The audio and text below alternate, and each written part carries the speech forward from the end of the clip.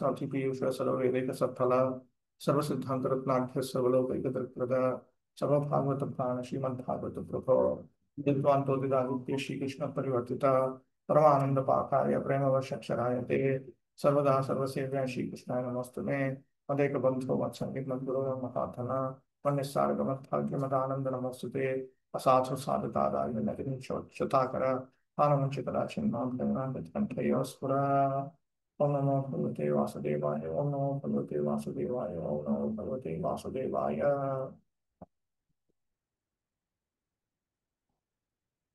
Yeah, give me 1 minute.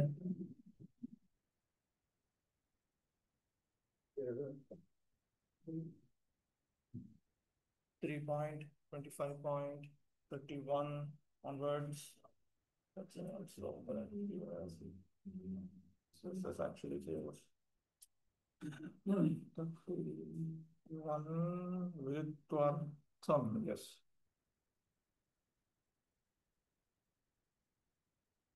मैत्रेयोवाच विदित्वार्थं कपिलो मातुरित्थं जातस्नेहो यत्र तन्वाभिजातः तत्त्वाम्नायं यत् प्रवदन्ति साख्यं प्रोवाच वै भक्तिवितानयोगम्. Sri Maitreya said, after hearing the statement of his mother, Kapila could understand her purpose, and he became compassionate towards her because of being born of her body. He described the Sankhya system of philosophy, which is a combination of devotional service and mystic realization, as received by disciplic succession.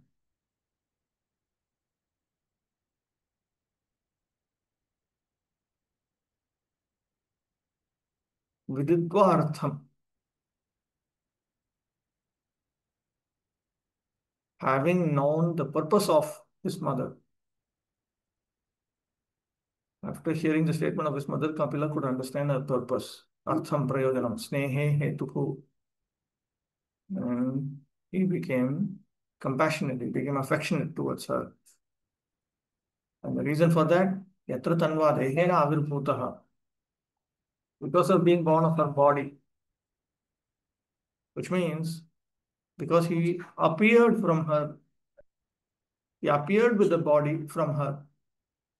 Tatvani amna yante anukramyante yasmin. And then he spoke Sankhya philosophy, the Sankhya system of philosophy, which is Tatvamnayam, truths received by disciplic succession. That means it's that system of philosophy where the elements are enumerated in sequence.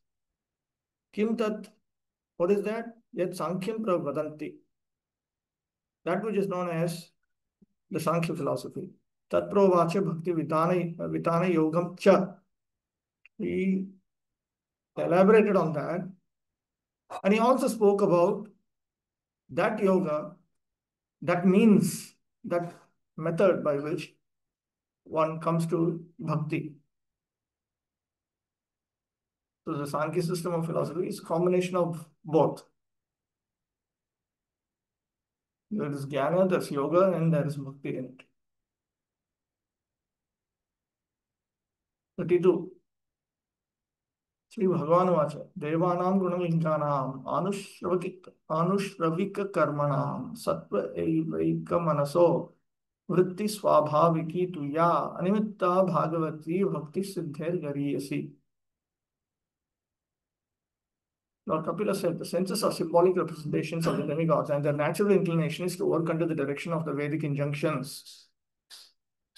As the senses are representatives of the demigods, so the mind is a representative of the Supreme Personality of Godhead. The mind's natural duty is to serve. When that service spirit is engaged in devotional service to the Personality of Godhead without any motive, that is far better even than salvation.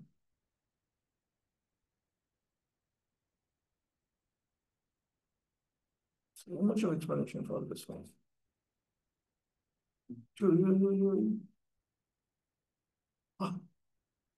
going on. Wow, 32 and 33. Is it 2 verses? There's 2.5, and 1.5. How does it come here? There's 2 verses. Jarayatyashi akosham nikirnam analo yatha. Okay, we'll complete that and then come back to this. Very detailed analysis.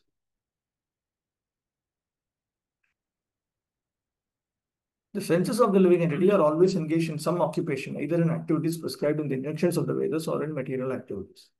And the natural inclination of the senses is to work for something, and the mind is the center of the senses. The mind is actually the leader of the senses, and therefore it is called Sattva. Similarly, the leader of all the demigods who are engaged in the activities of this material world, the sun god, moon god, Indra, and others, is the supreme personality of Godhead, Vishnu. It is stated in the Vedic literature that the demigods are different limbs of the universal body of the supreme personality of Godhead. Our senses are also controlled by different demigods. Our senses are representations of various demigods, and the mind is a representation of the supreme personality of Godhead. The senses, led by the mind, act under the influence of the demigods.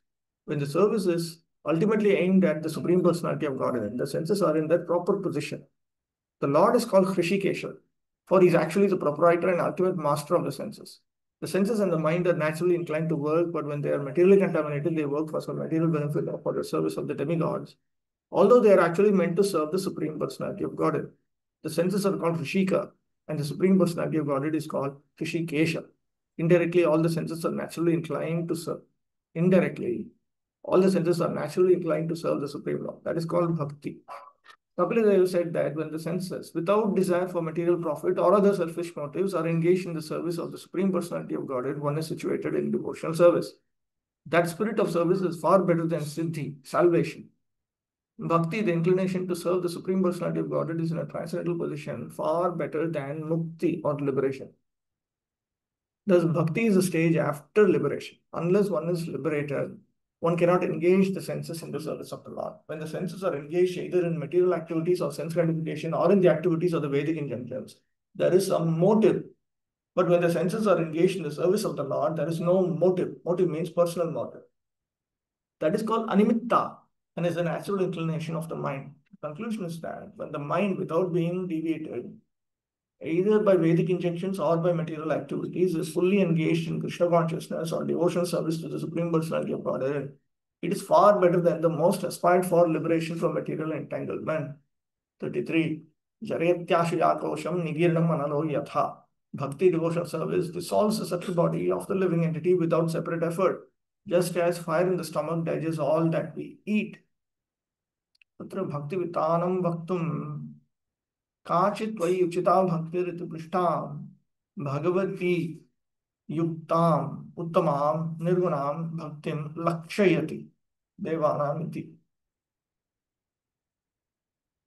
So now, in order to speak about that kind of devotional service, that kind of sadhana, yoga, which spreads devotion service,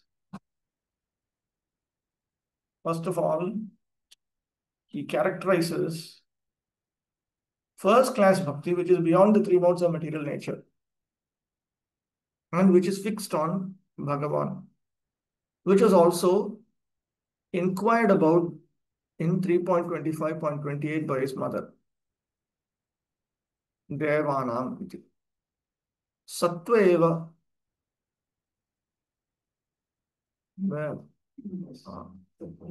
Sattva evaika manasaha. Sattve.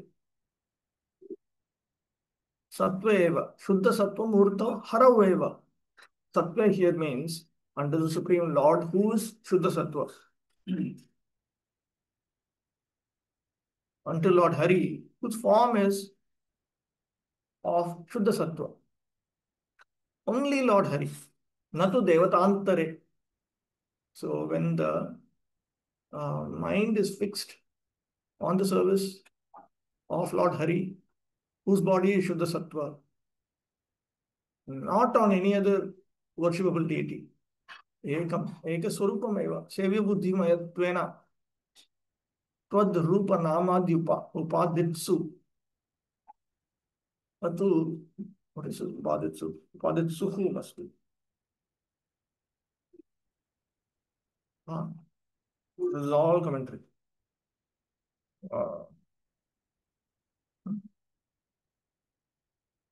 Upaditsu. It's Upaditsu. न तु योगी जनादे न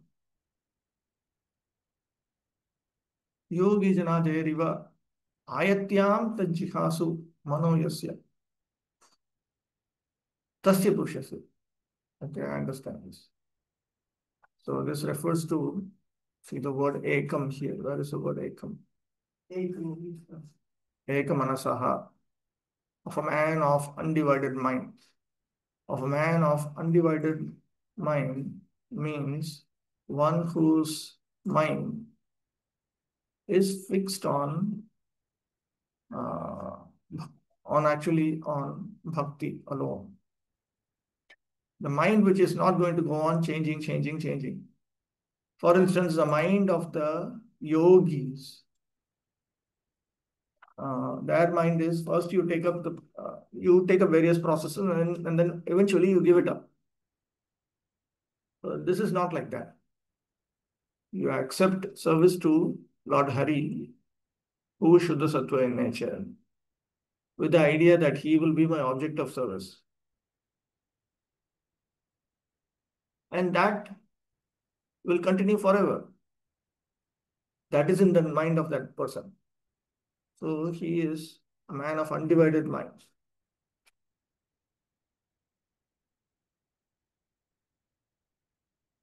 Who wants to meditate on the form of the Supreme Lord, wants to chant the holy names of the Supreme Lord.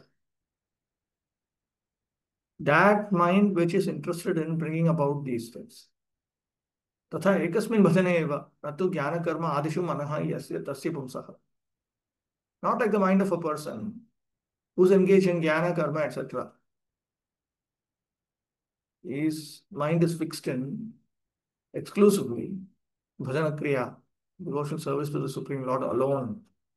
गुणाः शब्द आदयः विषयाः लिङ्ग्यन्ते ज्ञाप्यन्ते यैः तेषां देवानाम् इन्द्रियाधिष्ठात्रीणां सद्विषयत्वात् दिव्यतां क्रीडताम् इन्द्रियाणां वा सत्त्वे हरौ एव या वा वृत्तिः तदीय शब्दादि ग्रहणरूपा या प्रकृतिः अनियन्ता. What is this अनियन्ता? Wrong. Must be अनियत तदीय शब्दादि ग्रहण द्वारा या वृत्तिः अनिमित्ता. This is what अनिमित्ता. This is what? What? Something went wrong. Just from there. Yeah.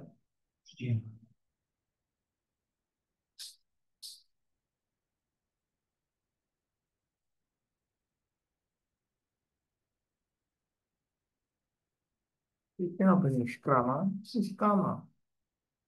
सा भगवती भक्ति इत्यन्वयः. This means that when one engages in exclusive devotional service to the Supreme Lord, let me see the interpretation here. So when one engages in devotional service without any personal motive, that means it is nishkama, which means there is no desire other than service to the Supreme Personality of Godhead. Then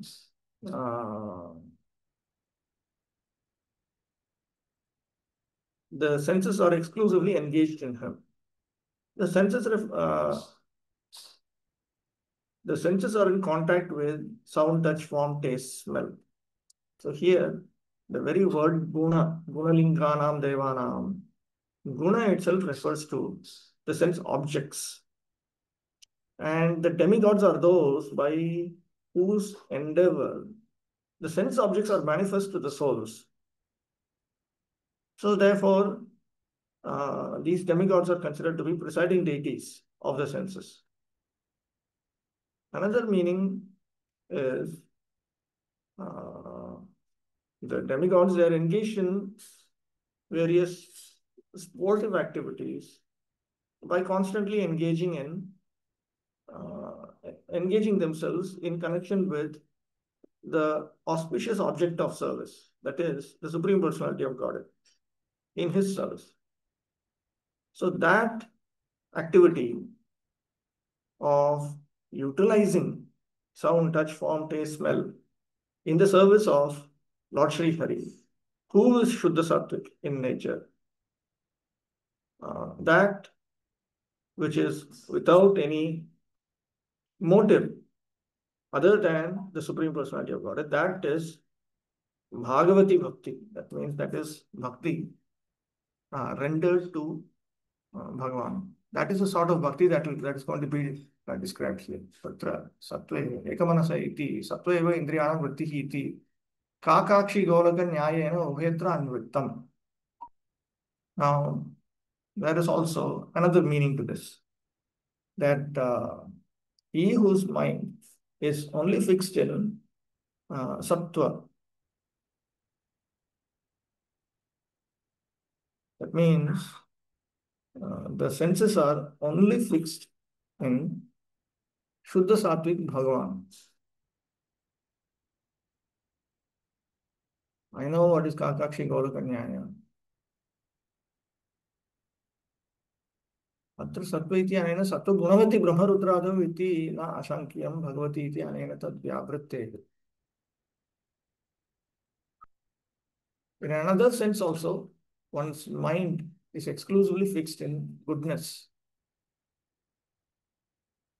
This should not be interpreted to mean Brahma, Rudra and others who are in Sattva-guna should be the objects of service. Because it clearly says Bhagavati Bhakti. Bhagavati Bhakti means Vaishnavi Bhakti.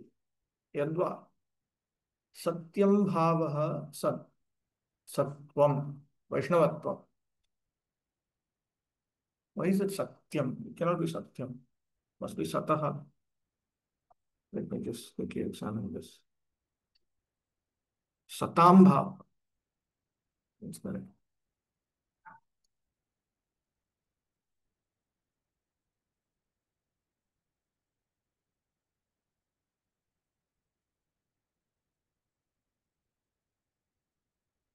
Tattva also means the nature of a Vaishnava, because Sat itself can refer to a devotee, a Vaishnava, Sadhu, Sadbhave, Sadhubhave. So then Sattva itself can mean Sadhutva or Vaishnavatva. तत्र एकमनसः वैष्णवः भव्यम् इति एकान्तमनसः वैष्णवत्वे एव या इन्द्रियाणां वृत्तिः सा भक्तिः. So that activity of the senses where the mind is exclusively fixed on the nature of a Vaishnava, that engagement is also known as bhakti. Not just svachandenaiva pravartamanam tesham vrittihi bhakti. Not that they whimsically, whatever they engage in, that is bhakti. Kintu Shri Guroho Upadishta mantra uchita acharana vatam. Rather, we are talking about those whose behavior is in accordance with the mantra that has been instructed by their respected spiritual master. Ityaha gurorucharanam anushruyate iti anushravah mantraha.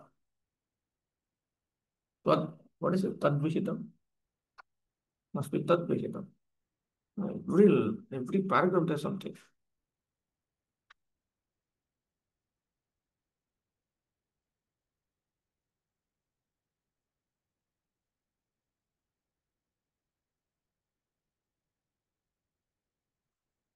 Deva karma. It must be done. Not be it.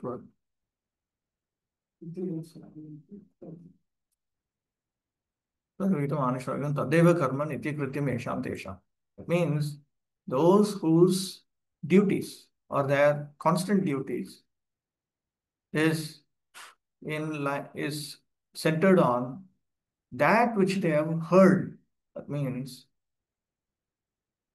that mantra which they have heard following the authorities from as it has been articulated or pronounced by their guru. Kimcha utsargan malamutradesh chitta swastham yatha bhavet atah payurupastasya tad aradhana sadhanam iti Vishnu rahasya uktehe payu upasthayoh api vrittihi bhakta sambandhena bhaktihi iti vaidhi sadhanam bhaktihi lakshita. According to a statement in Vishnu Rahasya, even the evacuating organ and the generative organs, they can be utilized in the service of the Supreme Lord, because when they're properly utilized, then one's mind can become healthy.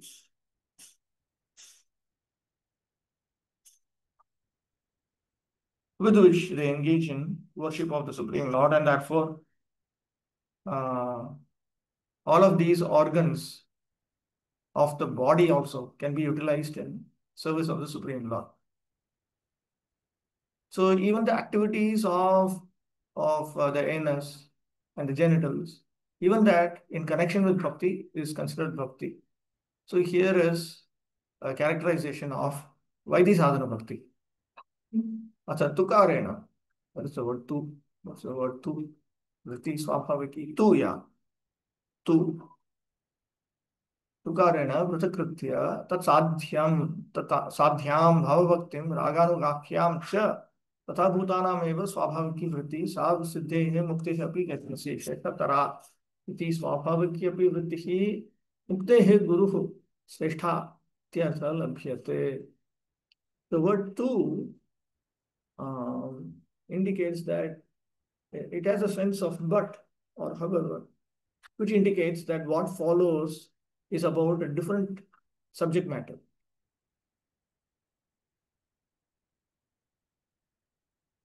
The goal of sadhana bhakti in Vidhi Marga is Bhava Bhakti and Vidhi Marga. Or else it can refer to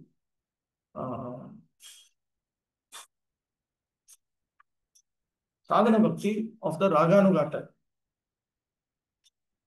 of both of these types, either Bhava Bhakti or even Raganuga sadhana bhakti. They are natural inclinations and they are superior to even liberation. Swabhaviki Vrittihi cha Vidha. The natural activity is of two types.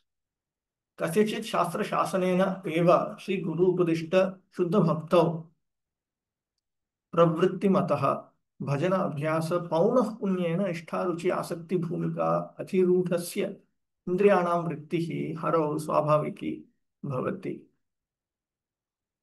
So one natural engagement in bhakti happens in this manner when exclusively through the commandments of Shastra one engages in Shuddha Bhakti as instructed by the revered spiritual master. One takes up the practice of Bhajana Kriya repeatedly and then climbs up to the platforms of Nishtha, Ruchi, Asakti, then his senses are naturally engaged in the service of Lord Hari. Yatha prakrita lokanam patiputra adishu kasyachitcha prachina arvachina tadrashamat sangha kripa janita lakshana samskara vashena gurupadeshat purvameva anantarameva va shastra shasana vinayeva swabhavata eva indriyanam bhakti shastra ukta achanavati eva ya haro vrittihi sa api swabhaviki gyeya. It should be semicolon. So this is similar to how one develops affection for one's husband, one's children, and so on amongst the worldly souls. Then there is another type of natural engagement in devotional service.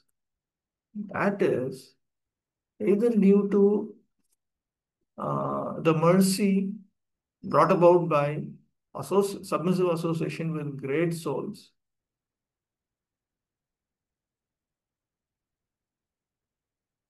Great souls who are in Raga Marga, either in this life or in a past life. Then one achieves a special mental impression because of which, even before being instructed by the spiritual master, even before receiving mantropadesha from the Guru, or after that, even without the commandments of Shastra, naturally the senses become, the senses assume the code of conduct as taught in the Shastras. Shastras that promote Shuddha Bhakti. And they are also focused on Lord Hari. That also should be understood to be natural. Urvasyaha Vaidhabhaktehe pramanena eva utkarshaha. And this is superior to the previous variety known as Vaidhi Bhakti. Example, Naikatmatam ityadi padya chatushtayam gyeyam. The example for this are the four verses beginning with text 34 of this chapter. Parasyaha raganugayaha te jatyeva utkarsha udaharanam cha nakarhishit iti padyam. No, I'm sorry. The previous version, Vaidhi Bhakti, is exalted according to scriptural evidence. And the evidence is the four verses beginning with text 34 of chapter 25. This is chapter 25 now. Yes. And the next one, as a category, is superior. And the example for that is text 38 of this chapter. Aswabhavikyam tu swabhavikyam sakasha pramanena jatyacha nishkarsha. And non-natural engagement in the service to the Supreme Lord by evidence is categorically inferior to these two types of natural engagement in service to the Supreme Lord. Udaharanam chaimam lokam tatha evam eva amum ityadi padyadvayam. And an illustration of this will come in text 39 of this chapter. Asyaha dvividhaya api bhaktehe nishkamatvat anusamhitam phalam sa eva bhaktihi annanusamhitam phalam tu mokshaha tamaha jarayati iti. Of both types of bhakti, because they are nishkama in nature, the direct result is the development of that very bhakti. And the side benefit is liberation. That is pointed out in the next verse. Jarayatyashu vaira. What is this? Something like that. Yeah. Jarayatyashu yakosham nigirnam analo yatha. Ya bhakti kosham linga shariram jarayati kshapayati. The sort of bhakti that is under discussion is the one that destroys the linga sharira or the subtle body. Kimcha jnana hetukat mokshat asya mokshasya drishtantena vailakshanyamaha nigirnam. And this is distinct from the attainment of moksha, which is caused by the process of jnana.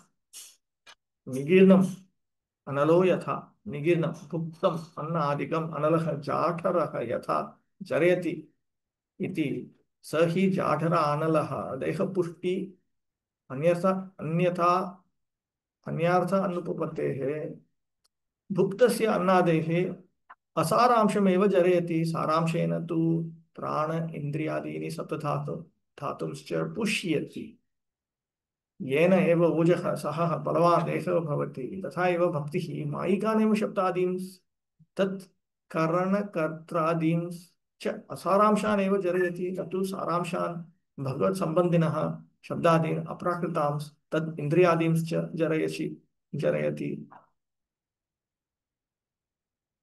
Now, if you look at this example, nigirnam analo yatha, just as fire in the stomach digests all that we eat. So here, when we say it digests everything, we are talking of digesting food, such as grains and so on. But here, because the body cannot be nourished in any other manner, it should be understood that only the non-essential portion of that which is consumed is digested. It means it is removed, eliminated, destroyed. The essential portion, such as the essential portion is used for nourishing the life airs, the senses, saptadhatus. This is all in Ayurveda. The 7 elements of In Ayurveda, they study the 7 essential ingredients of the body. So all of them are blood, I think bone marrow, mucus, semen, like that. Different things are there. In such a manner that the body attains, these are all, I don't know how to translate, ojas, saha, and bala, different types of strength. Similarly, it is understood that bhakti, when it says that bhakti dissolves the subtle body, it means that bhakti removes the non-essential sense objects. It removes the senses, sense objects, as well as involvement of the presiding deities of the senses, all of that. Not that the essential items which are connected to the Supreme Personality of Godhead Himself, which refers to the non-material sound, touch, form, taste, smell, and the non-material senses, and so on. Chakshushis chakshur, the shrotrasya shrotam ityadi ukte, because the Shruti talks about the Supreme Lord as the eye of the eye and the ear of the ear. So this indicates that by special arrangement from the Supreme Lord, one is able to see Him, one is able to hear Him, and so on. Yaireva bhaktanam deha siddha bhavati ateva maika asaramsha eva linga kosha dehendriyadi shabdaihi shastreshu chiyate. And it is through those senses and so on, the devotees attain a body, a spiritual body, a siddha sharira. Therefore, it is only the mic linga kosha or the mic covering of the subtle body, which is non-essential to the soul, that is described in the Shastras through words such as deha, body, indriya, senses, and so on.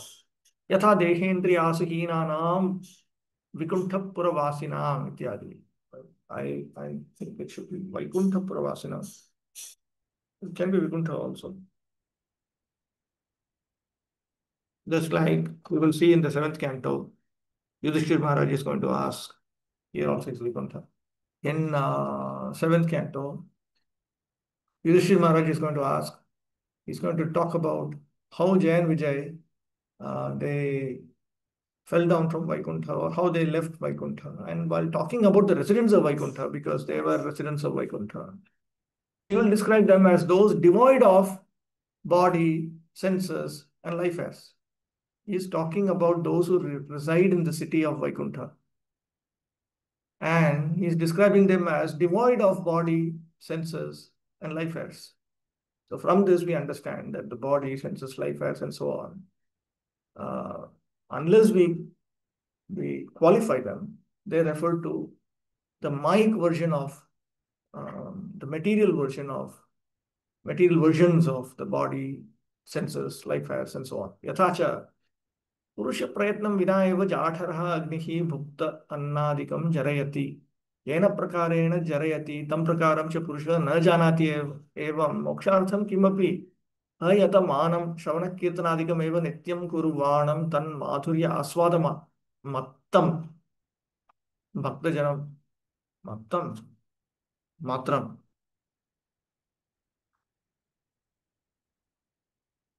mattam. Very nice. Bhakta janam bhakti hi samsara mochayati. Further analysis. Without any human endeavor, the fire in the stomach dissolves all that has been eaten, drunk, and so on. And the method by which it dissolves, that method is not known to that man. So like there, when these pure devotees execute Shravanam, Kirtanam, and so on, they are not at all endeavoring for moksha, but they are constantly engaged in these activities. They are mad after, they're intoxicated by the relish of the sweetness of Hari Bhakti. Bhakti liberates them from the cycle of birth and rebirth. Bhaktah tu kena prakarena kada me bhukti abhut iti na anusandhatte. The devotee never even thinks, never understands when, through what means did I become liberated. See, that's why when one actually leaves this body and enters into Krishna's pastime, he doesn't even know that he has died, so-called died. It is the other people, people in the external world, they are the ones who say he has died. But the one who is actually absorbed in proper devotional service, he simply is, because sometimes he's in Krishna Lila, sometimes he's not. That Sambhoga and Viraha experiences that after he comes to the status of Bhava Bhakti Prema Bhakti. And one time he enters, he doesn't come back. Yadvakshiyate. This is going to be stated. Tatpadapotena mahatkritena kurvanti govatsat padam bhavabhtim. 10.2.30 iti pathi gachatha pumsaha goshpada lankana anusandhanam yatha na bhavati tatha. In 10.2.30, the pure devotees crossing over material existence has been described as them entering into a boat in the form of the great souls, association with the great souls. By the arrangement of the great souls, one accepts the boat of the lotus feet of the Supreme Lord. That is the point. And they cross over the ocean of material existence the way one crosses over the water that fills up the imprint of a cow's hoof. So the idea is that just as when a man is walking on a pathway and he crosses over these small puddles of water, he does not even think about it. Like that. Bhaktanam tri bhumika brahma jnana abhave api. Even though the bhaktas do not have knowledge about the three aspects of Brahma Jnana, Tat Padartha, Tvat Padartha, and Aikya Padartha. This is all the obsession of the Jnanis. Their whole life is basically a meditation on Tat, Tvam, Asi. What is the meaning of Tat? What is the meaning of Tvam? What is the meaning of Asi? You have to know this, you have to understand this, you have to realize this. So, they do this everywhere. Even for Bhagavad Gita, they think that first 6 chapters is the second word. And the middle 6 chapters is the first word. The last 6 chapters is the third word. So they are constantly obsessed with this. Even if the bhaktas don't know about this mode of analysis and so on, Nayam Atma Pravachanena Labhyo, Nametaya na Bhavana Shrutena, Yabme Vaishya Vrinate Tena Labhya Sasesha Atma Vrinate Tanum Swam iti Shrutehe, Bhagavat Karunyat, Bhaktya, Tad Rupa Guna Leela, Aishwarya Madhurya, Anubhava Rupad Jnana Deva Mokshaha.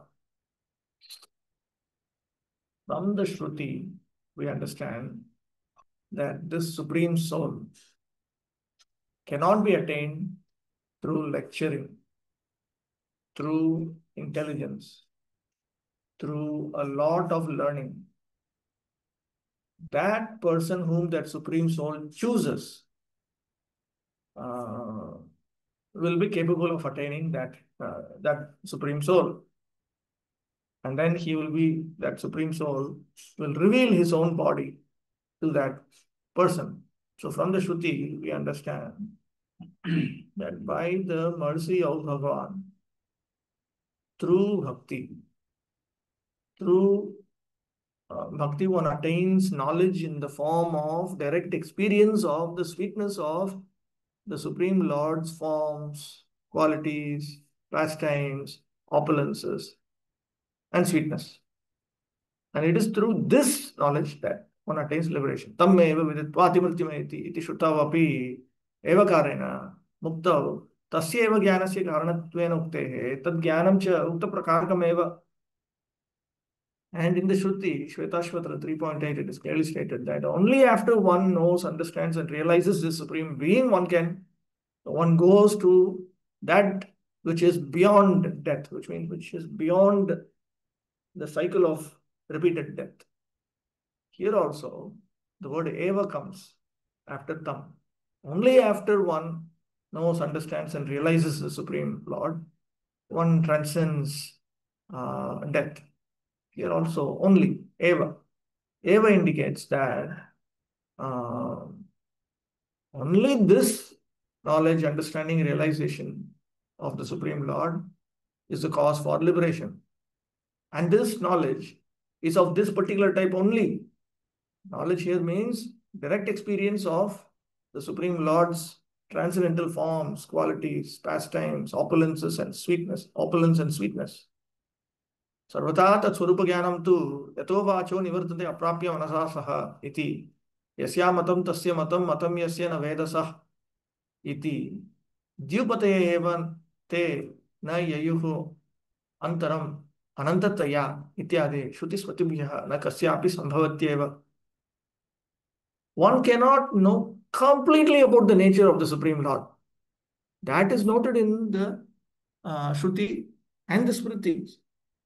In the Shruti, Taittiriya Upanishad 1.2.1.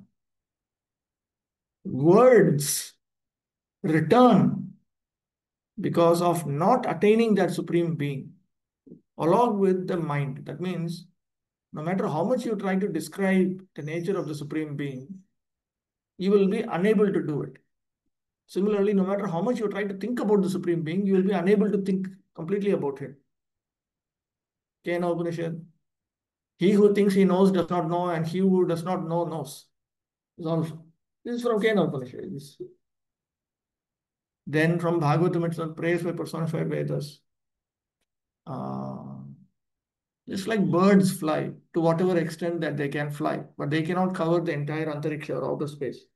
Like that, the realized souls also, they can only know, understand, and realize the Supreme Lord to some extent.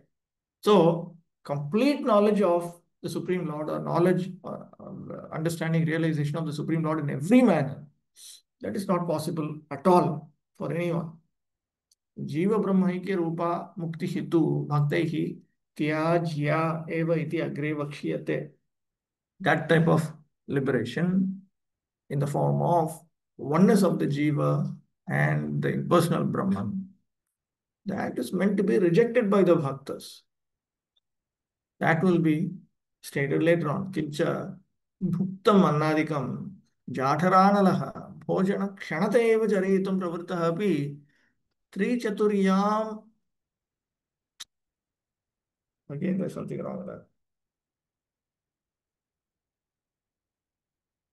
Trichatur.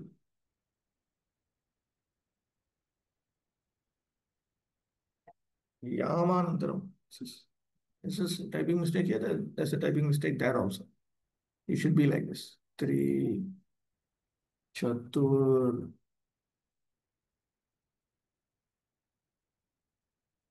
Yamanantaram eva. What is samyakta? Samyaktaya. Okay, samyaktaya.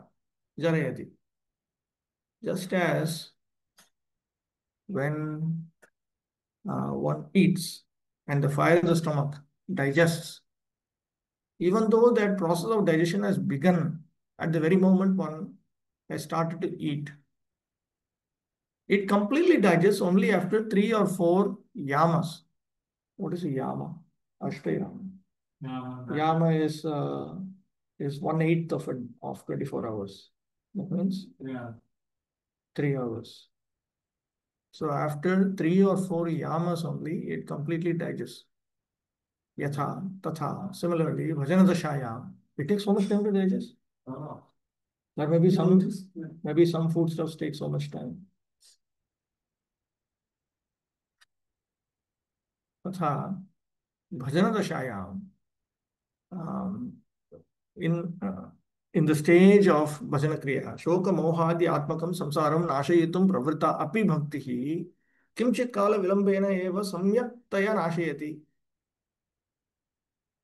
So bhakti, even though it has begun to destroy one's experience of uh, this world, which is composed of, which means shoka, moha, bhaya, and so on. It is only after some time that it is complete, these are completely destroyed. इति अतः भजनदशायां शोकमोह आदि अनपगमे अपि भक्तेषु संसारः अयं न प्रत्येतव्यम् इति ज्ञेयः.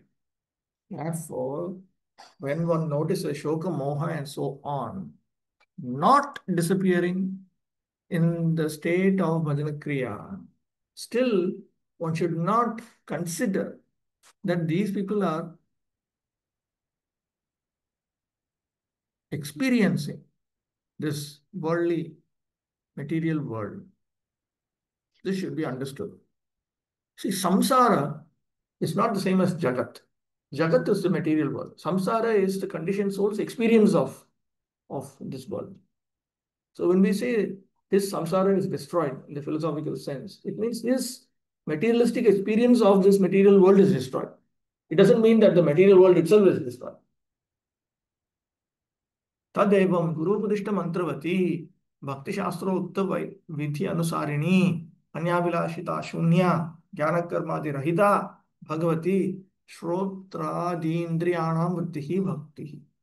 Therefore, in this manner, the functioning of the senses beginning with the sense of hearing by focusing on Bhagavan, when that activity is devoid of jnana, karma, and other Vedic processes, and it is devoid of hankering for anything other than the development of that bhakti, in line with the prescriptions and prohibitions described in the scriptures that promote bhakti, which is centered on the mantra that has been instructed by the bona fide guru. That is known as bhakti, the process of devotional service. Sacha alpa pramana sadhana bhakti asva bhaviki bhavati. When is it? It is of a small proportion, then it is sadhana bhakti and it is not natural. Sa eva purna pramana sadhya bhakti swabhaviki bhava bhakti bhavati. And that itself, when it is when it is complete in its size, when it is fully developed, when it is slightly developed, it's called sadhana bhakti, which is not natural. But when it is fully developed, then that is bhakti, which has attained its goal. That is natural as bhava bhakti. Sa eva kachid alpa pramana api jatya eva adhikyat swabhaviki chet raganuganamni sadhana bhakti. But even if it is slightly developed, categorically being superior, it is natural, then that has the name of Raganuga Sadhana Bhakti. In Bhakti Samsint also this comes, that Raganuga Sadhana Bhakti is superior to, see that in the pathway of Raga Bhakti, there's a pathway of Vidhi Bhakti. Okay. Vidhi Bhakti is basically, pure Vidhi Bhakti is followed by the Parinishtitas. And pure Raga Bhakti is the endeavor of the Nirapekshas. So, Vishwanath Chakravarti Thakur says that on the track of Vidhi Bhakti, Rupa Goswami himself says it, but Vishwanath Chakravarti clarifies it. On the pathway of Vidhi Bhakti, one does not have to depend on Shastra and scriptural understanding, scriptural statements or scriptural understanding, until he comes to the point of Bhava Bhakti, because then there's a direct experience and direct verification. But in the Raga track, such dependence on Shastra is not there even in the stage of sadhana. So the whole idea is that is Bhakti Parishanabhav Viraktara Netracha. When all of these three are super intense, that is referred to as Raga Bhakti. So in Raga Bhakti, Bhakti is very intense. One is intense in the Vidhi Marga, one engages in devotional service only because Shastra is saying. Whereas in the pathway of spontaneous attraction, one has an obsessive attraction to the Supreme Lord. It is not only because Shastra is saying it. Even otherwise, one is naturally attracted to the Supreme Lord. Of course, as described in Shastra only. As described in Shastra. One is obsessively attracted. So the bhakti aspect is super intense. But then then there is vairagya, vidya, bhakti. The vidya aspect is also super intense, corresponding to that, because these three develop proportionately. We know that from 11th canto. So in raga bhakti, raganuga sadhana bhakti even, there is a corresponding amount of intense realization, intense knowledge, intense understanding, intense realization, corresponding to that intense bhakti. That is also intense vairagya. That explains why they are nirapekshas also. You can see the Goswamis, Rupa Goswami, Sanatana, they don't even eat in the normal method of for the Parinishita. That's all. They simply cannot understand why you don't have to eat. You eat, sleep, be peaceful. You're going to Vaikuntha when you die. So what's the big deal? Do everything properly. But these people, they are too restless. They cannot wait until death and all that. In the Raga track. So their renunciation is also of a higher nature. So that he is referring to here. That he discusses there, but here he is referring to here. Because categorically, bhakti rendered in the raga track is superior. Therefore, when that is naturally executed, then even sadhana bhakti, named Raganuga sadhana bhakti, that has this feature. Sacha jati pramanabhyam purna raganugiya bhava bhaktir bhavati. And that itself becomes bhava bhakti on the raga track. And that is complete in two different ways. In terms of intensity and in terms of category itself. It is categorically different, first of all. This comes in Madhuri Radhamini also, in the discussion of. Anyway, it comes in the earlier chapters itself. There's discussion of how bhakti develops the Vaidhi track and in the Raga track. The Vaidhi Bhakti track actually aims at Vaikuntha. 4 types of liberation. Comes in Chaitanya Charitamrita. Iti vivekaha bhaktirasamrita sindhau gyayaha. This distinction should be understood to be from Bhaktirasamrita Sindhu. Okay, some questions were there.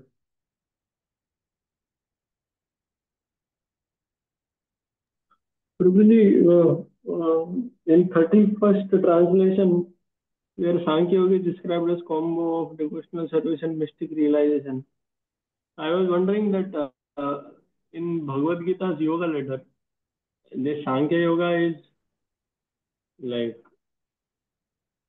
something new, or it is already described?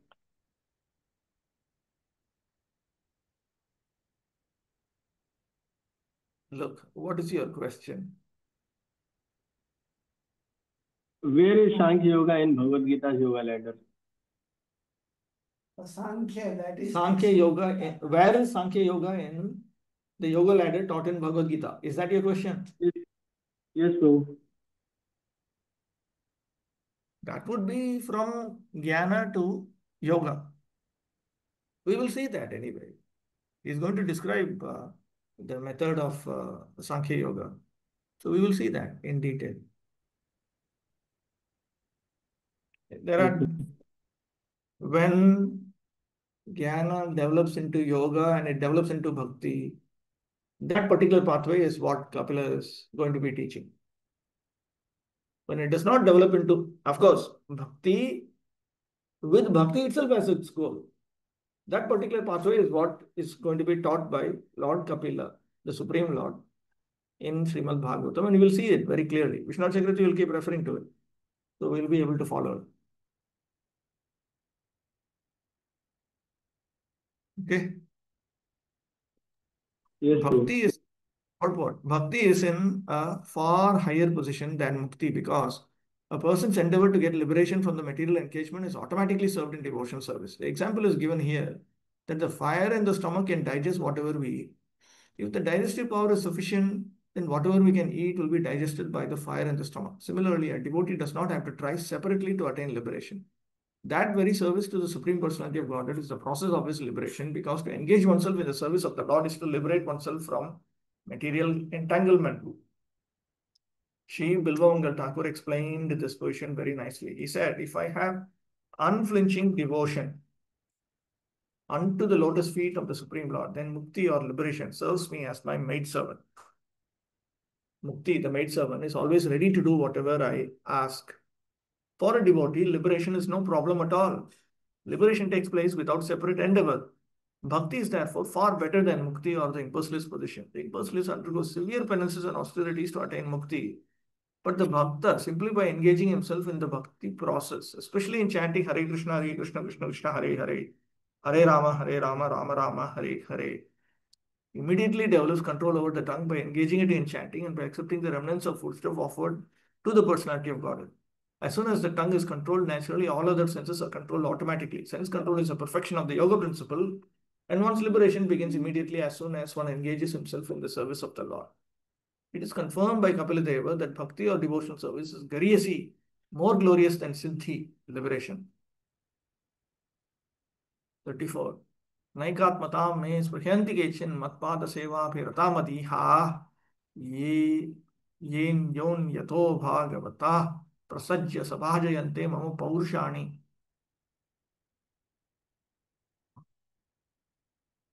A pure devotee who is attached to the activities of devotional service and who always engages in the service of my lotus feet never desires to become one with me. Such a devotee who is unflinchingly engaged always glorifies my pastimes and activities. Lakshanamuktva udaharanamaha saptabhihi. Having characterized, having defined pure bhakti, he now illustrates it through 7 verses. Tatra prathamam swabhavikya bhavabhakte udaharanam chaturvihi vadan eva animitta ityetat sahetukam spashtayati na iti. So then in 4 verses within that illustration, he illustrates bhava bhakti, which is natural to the soul. And while doing that, first of all, he clarifies with reasons the nature of it being animitta, unmotivated. Ekatmatam, brahmaikya rupa yai mukti na sprahyanti iti siddhe sakashat gariyastvam. Bhakti is said to be superior to siddhi in the form of liberation. This means that these devotees do not hanker for mukti in the form of becoming one with the impersonal Brahman. Nanu kena sukhena purnaha te brahma sukham na rochayanti.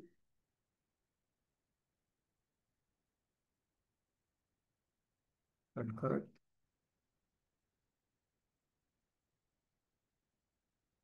Kena sukhena purnaha te brahma sukham na rochayanti. How is it that, what kind of happiness are they filled with that even the pleasure of merging into impersonal Brahman is not pleasing to them? Tatraha mama padayoho sarvendriyahi aseva tasyameva natu jnana adishu. They are engaged in complete service to the service of my lotus feet. Abhirataha, they're wholly engaged, they're completely engaged in service to my lotus feet. They're engaged in that kind of service. That means they are not engaged in jnana and other processes. Abhi, shastrabhimukyena rata atyasaktivantaha. They have extreme attachment to the service in line with Shastra.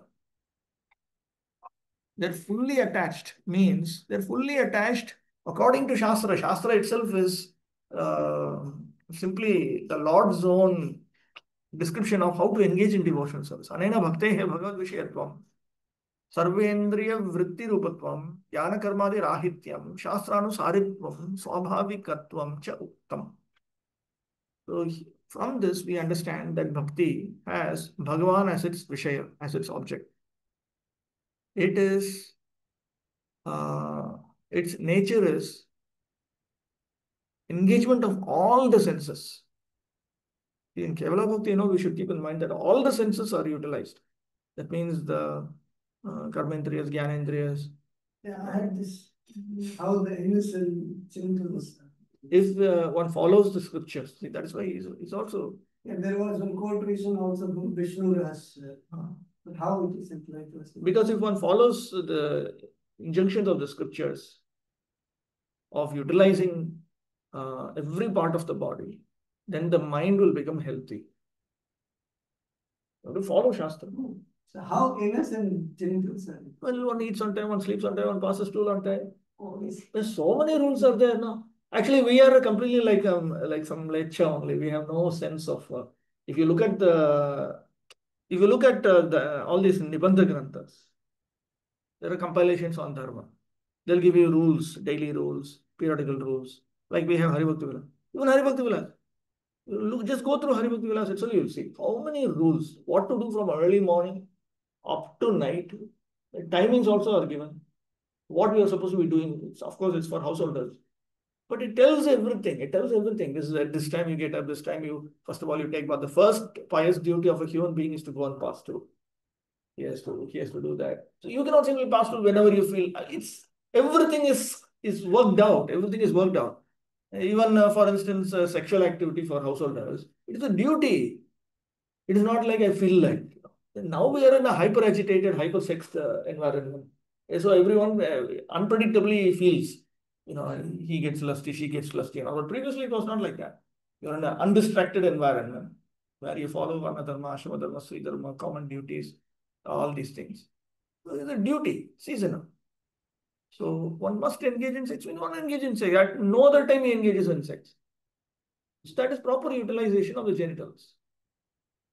So innocent maybe for that particular time. Particular time, you eat particular food, everything is utilized. So then the entire body becomes, it helps in making the mind healthy. Chitta swasthyam. And we are all mentally unhealthy souls. So therefore, and still we are struggling. I think the only hope for people like us is Hare Nama Eva Kevalam only, and beg Krishna, please make me qualified. That's all. Sharanagati only. This is all Bhakti Yoga. Through Sharanagati only we can come to the point of Bhakti Yoga properly. All the senses are utilized. And there is no place for karma, jnana, and the other processes taught in Vedic Dharma. And it is in line with Shastra. And it is natural. All of this is pointed out. Mayi eva. Mat saundarya madhuryati aswada ne eva iha vancha yesham te iti anyabhilasha shunyatvam. Madiha. Madiha means, iha means desire. Mad means me. They endeavor to attain me. They desire me. They desire me means their hankering is only to relish my beauty, my sweetness, and so on. They have no other desire. So from this we understand Anyavilashita Shonyam. That is also included here. Prasajya, Asajya, Paurshani, Govardhana, Uddharanadi, Leelamritani. Sabhajayante, Sastutikam Aswadayante. So they become very attached with attachment. The Bhagavatas, Prasajya can mean they assemble together, but it also means they attach their minds to the nectarian pastimes, the nectarian pastimes, such as Krishna lifting the Govardhan hill, such glorious activities. Paurushani literally means manly activities. So those heroic activities of protection. Men are supposed to be protective in Vedic culture. So such protective activities like Krishna lifting the Govardhan hill. So that Sabhajayante, where is that? Sabhajayante, they glorify. Prasajya Sabhajayante, they glorify. They glorify means they glorify with the relish. Tena charana seva ananda abhava saundarya saurabhya adi anubhava abhavat leelamrita aswadana abhavat cha brahma sukham na rochayati iti muktav asprihayam hetu trayamuktam. So from this we understand that there are three reasons for them not to hanker for impersonalistic liberation.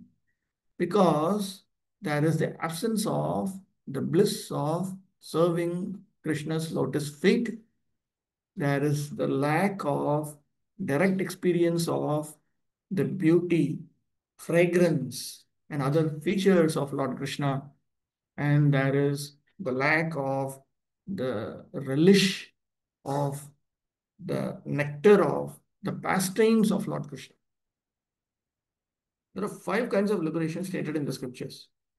One is to become one with the Supreme Personality of Godhead, or to forsake one's individuality and merge into the Supreme Spirit. This is called ekatmatam. A devotee never accepts this kind of liberation. The other 4 liberations are to be promoted to the same planet as God, Vaikuntha, to associate personally with the Supreme Lord, to achieve the same opulence as the Lord, and to attain the same bodily features as the Supreme Lord. A pure devotee, as will be explained by Kapila Muni, does not aspire for any of the 5 liberations. He especially despises as hellish the idea of becoming one with the Supreme Personality of Godhead. Okay. Sri Prabodhananda Saraswati, a great devotee of Lord Chaitanya, said, Kaivalyam narakayate. The happiness of becoming one with the Supreme Lord, which is aspired for by the Mayavadis, is considered hellish. That oneness is not for pure devotees. There are many so-called devotees who think that in the conditioned state, we may worship the personality of Godhead, but that ultimately there is no personality. They say that since the absolute truth is impersonal, one can imagine a personal form of the impersonal absolute truth for the time being, but as soon as one becomes liberated, the worship stops. That is the theory put forward by the Mayavada philosophy. Actually, the impersonalists do not merge into the existence of the Supreme Person, but into his personal bodily luster, which is called the Brahmajyoti. Although that Brahmajyoti is not different from his personal body, that sort of oneness, merging into the bodily luster of the personality of God, it is not accepted by a pure devotee because the devotees engage in greater pleasure than the so-called pleasure of merging into his existence. The greatest pleasure is to serve the Lord. Devotees are always thinking about how to serve him. They're always designing ways and means to serve the Supreme Lord, even in the midst of the greatest obstacles of material existence. The Mayavadis accept the description of the pastimes of the Lord as stories, but actually they are not stories. They're historical facts. Pure devotees accept, these are all contemporary Mayavadis. Pure devotees accept the narrations of the pastimes of the Lord not as stories, but as absolute truth. The words Mama Paurushani are significant. Devotees are very much attached to glorifying the activities of the Lord, whereas the Mayavadis cannot even think of these activities. According to them, the absolute truth is impersonal. Without personal existence, how can there be activity? And the classical Mayavadis, they do not think about these activities because it is all mithya. Of course, they think these are possibly liberating mithya. That much they can accept. Because in their system, first karma, then bhakti, then jnana.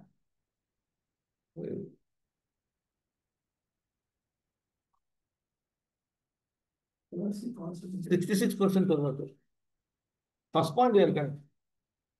From adharma you have to move to karma, that is correct. Then they got it mixed up. 50% correct, you can say. The impersonalists take the activities mentioned in Srimad Bhagavatam, Bhagavad Gita, and other Vedic literature as fictitious stories, and therefore they interpret them most mischievously. They have no idea of the personality of God. This is all very much true with contemporary Mayavadis. They're like Rasa Leela. Immediately they'll have to come up with some explanation. The gopis are Jivatmas. Krishna is Paramatma.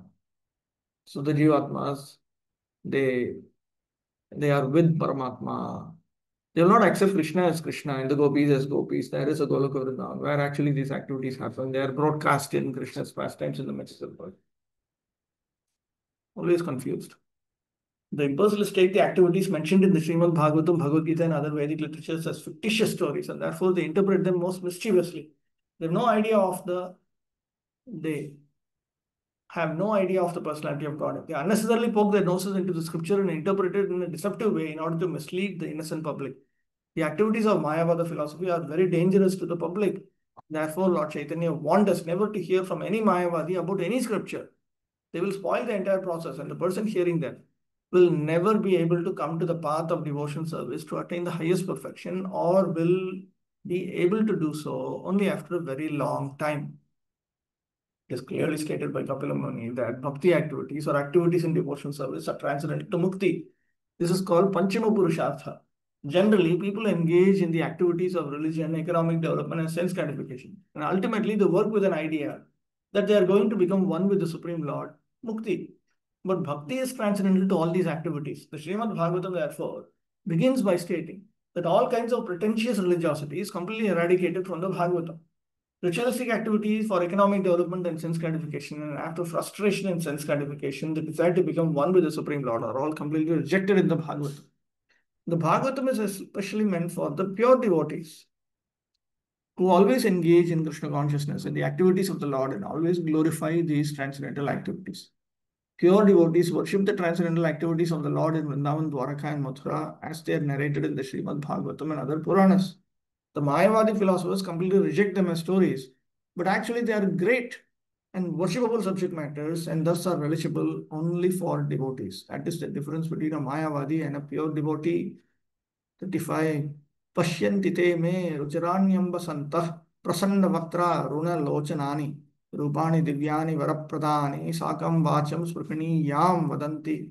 O my mother, my devotees always see the smiling face of my form with eyes like the rising morning sun. They like to see my various transcendental forms, which are all benevolent, and they also talk favorably with me. Yataha sayujya paryanteshu phaleshu spriharahitaha ataha te mattaha etat prapnuvanti ityaha dvabhyam. Because they have no hankering for any of the results or benefits up to Brahma Sayujya. Therefore, they attain all of these benefits from me. That is elaborated in two verses, 35, 36. Pashyanti iti upalakshanam, shrinvanti, jigranti, swadayanti ityadyapi. They see my smiling face. This is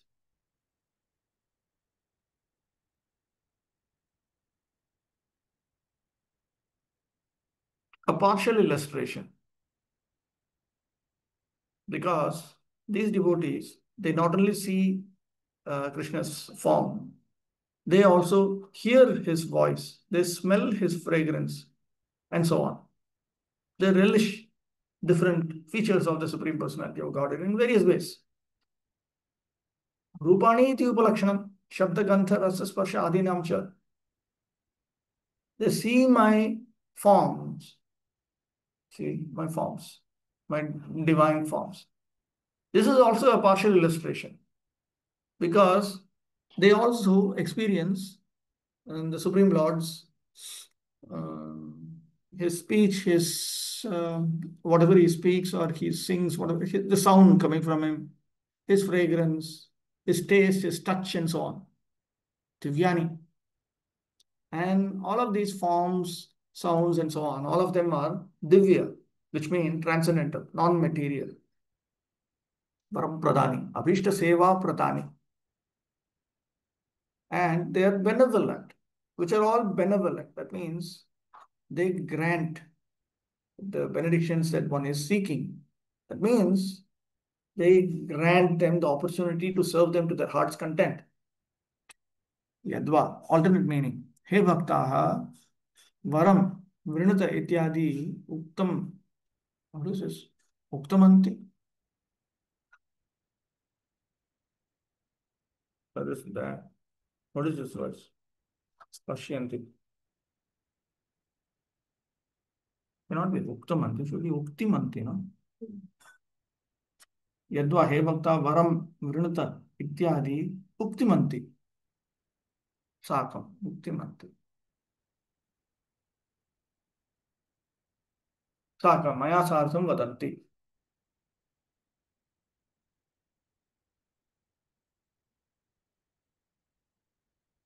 These forms, the Supreme Lord in these various forms, along with my form of Kapila, they speak to these devotees. My dear devotees, please ask for any benediction.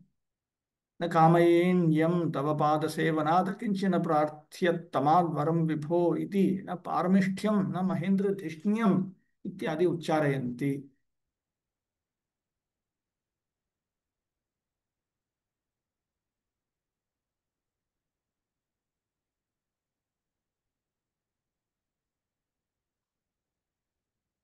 The devotees, they speak to the Supreme Lord. I don't, for instance, 10.51.55 or 11.14.14. The devotees, they ask, I do not want, I don't hanker for anything other than the service of your feet. This is the greatest prayer that can be offered by the Akinchanas. This is the greatest benediction, O Lord. And the Supreme Lord also,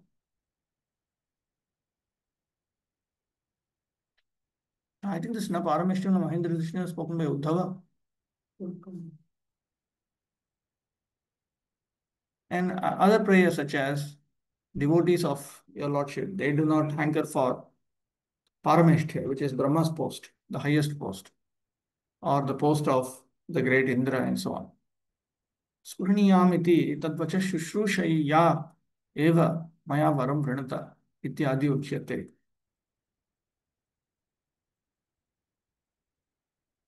As soon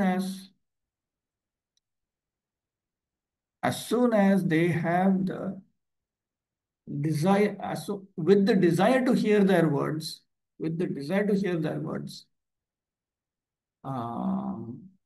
I will tell them that please accept a benediction from me. Natu anyavaraditsa mama api tebhya iti bhava. I do not have a desire also to give anything other than this. Nityam Parameshwara Anubhava Sukham Bhaktavadhikam iti Sri Swami Charana. Sridhar Swami says that in bhakti, there is no happiness greater than the happiness, constant happiness of direct experience of the Supreme Lord.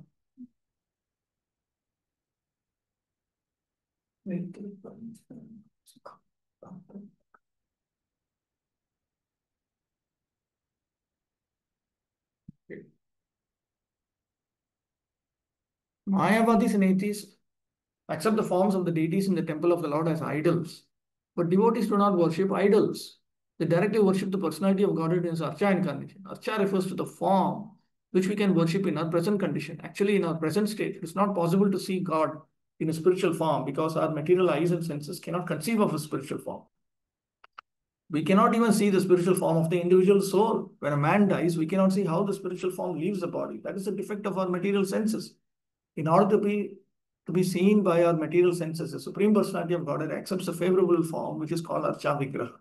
This Archa Vigraha, sometimes called the Archa Incarnation, Archavata, is not different from him. Just as the Supreme Personality of Godhead accepts various incarnations, it takes on forms made out of matter, clay, wood, metals, and jewels. There are many Shastric injunctions which give instructions for carving forms of the Lord. These forms are not material. If God is all-pervading, then he is also in the material elements. There is no doubt about it. But the atheists think otherwise. Although they preach that everything is God, when they go to the temple and see the form of the Lord, they deny that he is God. According to their own theory, everything is God. Then why is the deity not God? Actually, they have no conception of God. The devotee's vision, however, is different. Their vision is smeared with love of God. As soon as they see the Lord in his different forms, the devotees become saturated with love, for they do not find any difference between the Lord and his form in the temple, as do the atheists. The smiling face of the deity in the temple is beheld by the devotees as transcendental and spiritual, pure devotees. And the decoration of the body of the Lord is very much appreciated by the devotees. Again, here in this context, devotees refer to pure devotees. It is the duty of the spiritual master to teach how to decorate the deity in the temple, how to cleanse the temple, how to worship, and how to worship the deity. There are different procedures and rules and regulations which are followed in temples of Vishnu, and devotees go there and see the deity, the Vigraha, and spiritually enjoy the form because all of the deities are benevolent. The devotees express their minds before the deity, and many instances the deity also gives answers. But one must be a very elevated devotee in order to be able to speak with the Supreme Lord. Sometimes the Lord informs the devotee through dreams. These exchanges of feelings between the deity and the devotee are not understandable by atheists, but actually the devotee enjoys them. Kapila Muni is explaining how the devotees see the decorated body and the face of the deity. and how they speak with him in devotional service. 36. Tair Darshaniya Vairudara Vilasahase Kshitavama Suktai Kritatmano Hritapranamscha Bhaktir Ranichato Me Gatimanvim Prayukte. Upon seeing the charming forms of the Lord, smiling and attractive, and hearing his very pleasing words, the pure devotee almost loses all other consciousness. His senses are freed from all other engagements and he becomes absorbed in devotional service.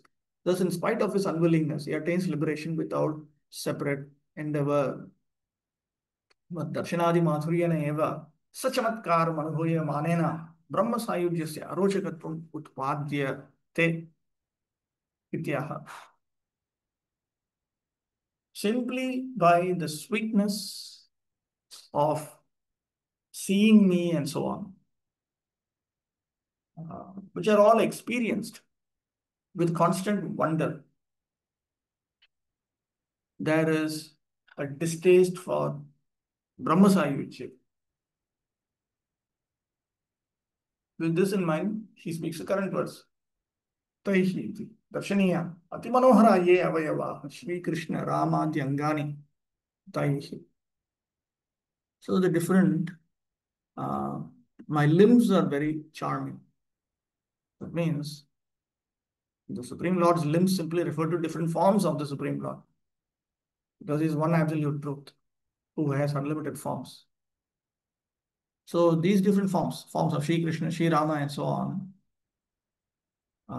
or it can refer to the bodily limbs of Shri Krishna, of Shri Rama and the other plenary expansions, all the various Vishnu Tattva forms. They are all very, very charming. Udara, Bhakta, Vishta Pradataraha.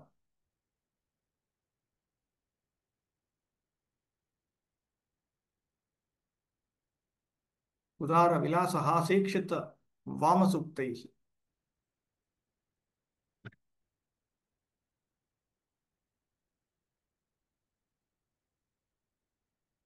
His pastimes are exalted. His smiling glances are pleasing. His words are also very delightful. So they are very exalted. Exalted means that they provide everything that such pure devotees, whatever they cherish and hanker for. Vilasa Adaya Yeshu Taihi Kritam Manaha Pranatvad Anikshataha Api Bhaktan. Their minds are all captivated by these features of the Supreme Lord. And why is it says Pranatvad Anikshataha? Is that correct?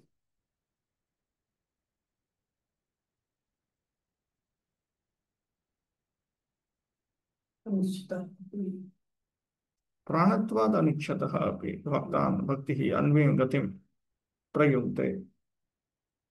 Why does he say like this?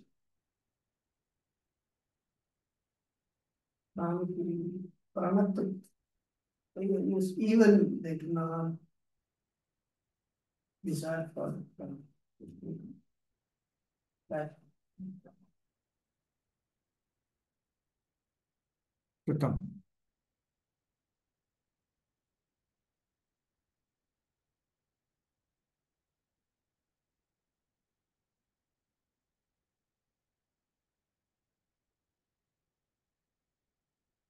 Anyway, let's continue. I'll get back to that. Bho Bhaktaha Brahmaiga Rupam Muktim Grihita Iti Prayogamatram Karoti Natu Dhatum Avakasham Labhate.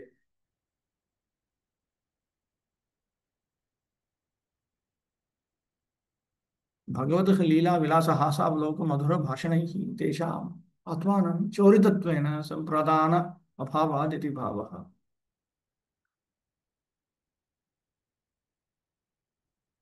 See, these devotees, they attain the finest destination. Bhakti provides that for them. Even if the devotees do not want it.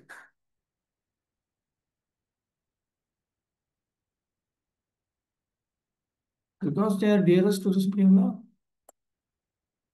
Is there a different reading that he has?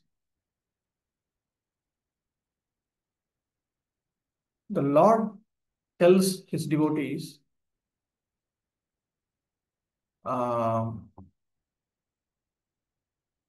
here, accept this liberation in the form of oneness with Brahman.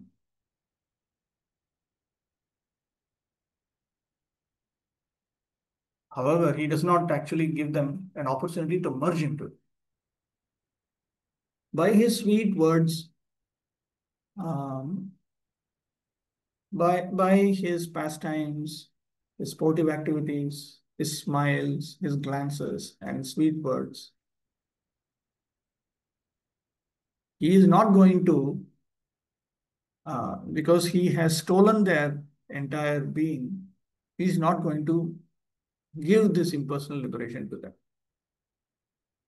That is the implication here. Nanu evam chet tarhi paramavigyaha bhaktihi tat paramavigya bhaktihi anichyatha tan katham evam prayukte. Question.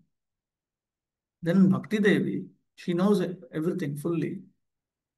Why does she grant them liberation even when they don't want it? Uchite.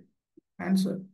Kaschit chintamani svarshe hiraka padma ragadi maharatranam data खलु अर्थिभ्यः कनकमपि दातुं दर्शयति अन्यथा कनकमस्य धातुः न अस्ति इति कनकमात्र अर्थिभिः मन्दधीमिः अप्रतिष्ठा क्रियेत इति वा भक्तिः अपि मुक्तिमात्र अर्थि ज्ञानी मानी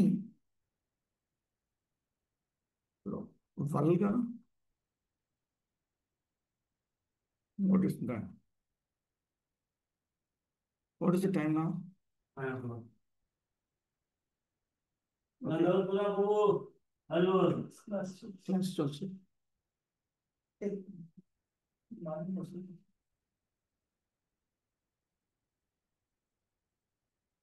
Okay. Criticism.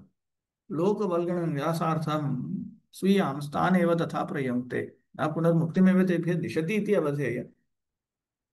Just as if there is a charitable donor of Chintamani or diamond or Padmaraga and other greatly valuable gems, in order to show them gold,